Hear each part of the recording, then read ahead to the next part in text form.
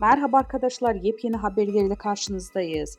Seda Sayan annesinin sağlığını anlattı. Sanal medya yorumlar yağdı.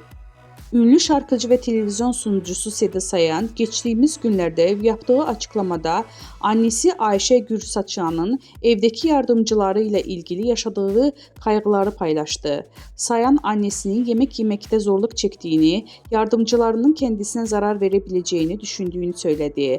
Bu açıklama sosyal medyada büyük yankı uyandırdı. Takipçileri annenizi acilen doktora götürmelisiniz ifadelerini kullandı. Sayan kendi programında annesinin sağlık durumuna dair detaylı açıklamalarda bulundu.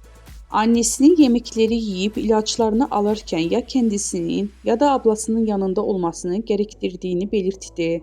Ünlü sanatçı annesinin evdeki yardımcılarının kendisine zarar vereceğini düşündüğünden aktararak annem evdeki kadınların kafasına takıyor.